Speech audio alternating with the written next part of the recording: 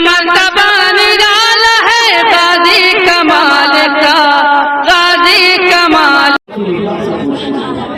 ایمان کسے کہتے ہیں؟ نبی پاک فرماتے ہیں لا یؤمن احدکم حتی اکون احب الیہ من والدہ وولدہ والناس اجمعین۔ تم میں سے اس وقت کوئی کامل ایمان والا نہیں ہو سکتا جب تک وہ اپنی اولاد، اپنے ماں باپ اور ساری دنیا سے زیادہ مجھ سے محبت کرتا ہے۔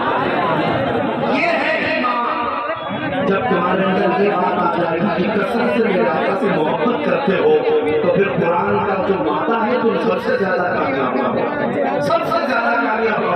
گھروں میں تمہارے پاس بہت بڑی دولت ہے میرے مصطفیٰ کی محبت کی دولت، بس اس چنگاری کو تھوڑا شعلہ بنانے کی بات ہے۔ بس مجھے پھر نا امید نہیں۔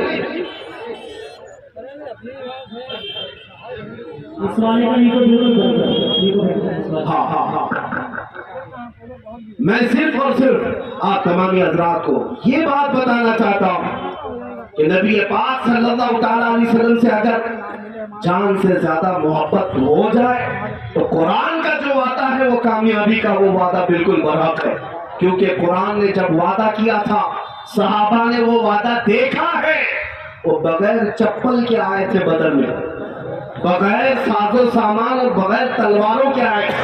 ایک صحابی حضرت سہیل کہتے ہیں ہمارے پاس تو ایسی تلواریں تھی جس سے سبزی بھی نہیں کٹ پاتی تھی، لیکن بدر کے میدان میں ایک صحابی حضرت عکاشہ کہتے ہیں میرے پاس تو کچھ بھی نہیں تھا بس سوائے میرے مصطفیٰ کی محبت کے۔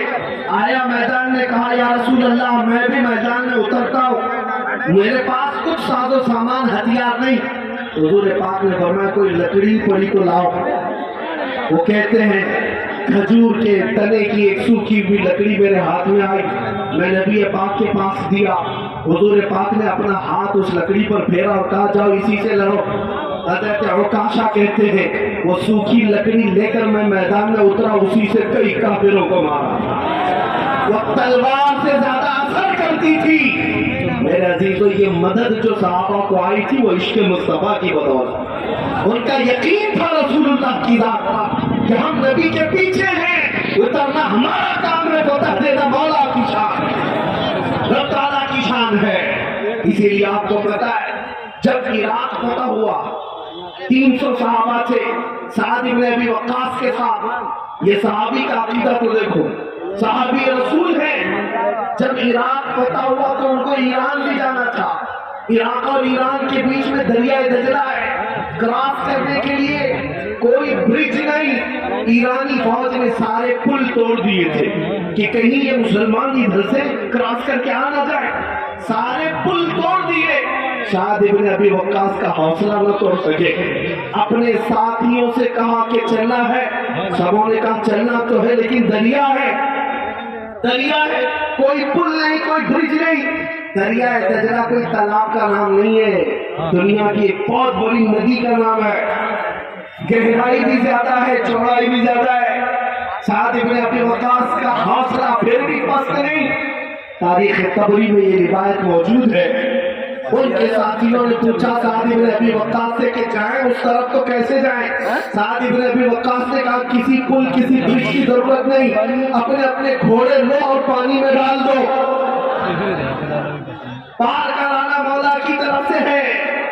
دریائے دجلہ کے اوپر 300 صحابہ نے گھوڑے ڈال دی اور گھوڑے ایسے چلتے ہوئے گئے یہاں تک کہ دریا پار کر لیا، کسی گھوڑے کے ٹانک میں تک پانی نہیں آیا۔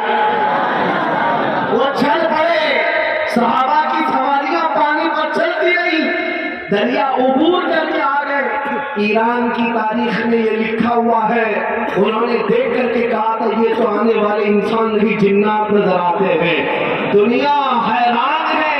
اسی لیے شاعر نے کہا تھا دیوان دانے عشق محمد کو دیکھ کر گھبرا گئی ہے گردش دورہ کبھی کبھی، گھبرا گئی ہے گردش دورہ کبھی کبھی کبھی یہ میرے مصطفیٰ کریم کے غلاموں کے حال تھے، اگر وہ پانی پر گھوڑے ڈالتے مولا اس پر خشکی جیسا راستہ پیدا کرتا ہے۔ تمہیں پتہ ہے عمر ابن خطاب رضی اللہ تعالیٰ عنہ کا زمانہ ہے، یہ وہی عمر ابن خطاب ہے جو کہتے بچپن میں 2 بکریاں نہیں سنبھال پاتا تھا، میرے باپ مجھے مارا کرتے تھے، گھوسے کھاتا تھا، لیکن ایک وقت ایسا آیا مصر میں جب اسلامی حکومت آئی وہاں ایک بری رسم، ایک برا رواج چلتا تھا۔ عمرو بن عاص جو گورنر تھے مصر کے، انہوں نے دیکھا دریائے نیل جو مصر میں بہتا ہے سال میں ایک مرتبہ سوکھ جاتا تھا، تو مصر کے لوگ ایک 16-17 سال کی حسین لڑکی کو سجا کر کے سوار کر کے اس دریا کی بھیٹ چڑھا دیتے تھے، بلی چڑھاتے تھے، اس کا خون جب دریا میں ڈالتے تو پھر دریائے نیل لبالب بھر جاتا تھا۔ یہ ان کی بری رسم، ان کا برا رواج ہر سال چلتا تھا۔ جب اسلام وہاں پر آیا لوگوں نے عمرو بن عاص سے کہا کہ ہمیں ایک لڑکی ذبح کر کے ڈالنی پڑے گی، نہیں تو پانی اوپر نہیں آئے گا۔ عمرو بن عاص نے کہا میں اس کی تو اجازت نہیں دے سکتا، اسلام اس کے خلاف ہے۔ لیکن آپ نے جب دیکھا کہ حقیقت میں پانی سوکھنے لگ گیا، دریائے نیل سوکھنے لگ گیا اور نیچے چلا گیا، وہ گھبرا گئے، کیا یہ رسم و رواج کو جاری رکھنا پڑے گا؟ کیا یہ دریا کو بہانے کے لیے، پانی کو اچھال لانے کے لیے یہ بری رسم کو زندہ رکھنا پڑے گا؟ اسی کشمکش میں عمرو بن عاص نے خط لکھا مدینے میں عمر ابن خطاب کو رضی اللہ تعالیٰ عنہ۔ امیر المومنین عمر ابن خطاب کے پاس جب خط آیا، سنو اے مسلمانوں، جو یہ کہتا ہے میرے مصطفیٰ کی غلامی میں نفع کیا ہے، حضور کی وفاداری میں فائدہ کیا ہے، کان کھول کر سن لے، فائدہ میں بتاتا ہوں۔ عمر ابن خطاب اس کے بعد جواب میں ایک خط عمرو بن عاص کو لکھتے ہیں جو مصر کے گورنر تھے، اور دوسرا خط دریائے نیل کے نام پہ لکھتے ہیں۔ آج تک سنا ہے کبھی کسی نے دریا کو بھی خط لکھ کے کہا ہو، پانی کو خط لکھا ہو کسی نے؟ یہ صرف محمد عربی کے غلاموں کا راج ہے، راج ہے۔ خط عمرو بن عاص کو لکھا، کہا تم نے جو کیا بالکل صحیح کیا، تم اپنی اس بات پر قائم رہو، اور ایک خط میں تمہیں بھیج رہا ہوں، یہ دریائے نیل میں دے دینا۔ دریائے نیل کو کیا خط لکھا تھا؟ خط لکھا بسم اللہ الرحمن الرحیم، اے دریائے نیل، اگر تو اللہ کے حکم سے چلتا ہے تو عمر ابن خطاب اللہ کا بندہ حکم دیتا ہے کہ جاری ہو جا، اور اگر اللہ کے حکم سے نہیں چلتا تو ہمیں تیرے پانی کی کوئی ضرورت نہیں۔ یہ خط لکھا اور بھیجا۔ حضرت عمرو بن عاص کے پاس جب عمر ابن خطاب کا خط آیا، جب دونوں خط آئے اپنا خط رکھ لیا، دریائے نیل کا خط لے جا کر دریائے نیل میں ڈالا۔ تاریخ میں موجود ہے اچانک جوش آیا پانی میں اور 16 گز اوپر دریائے نیل کا پانی بہنے لگا، اور اتنا ہی نہیں 1400 سال گزر گئے، آج بھی دریائے نیل لبالب بھرا نظر آتا ہے۔ یہ کہنا یہ چاہتا ہوں تم پوچھتے ہو محمد عربی کے غلامی میں ملتا کیا ہے؟ ایک بار حضور کی وفاداری کر کے تو دیکھ لو، دنیا تو دنیا ہے، پانی پر بھی مولا تمہارا راج قائم ہے۔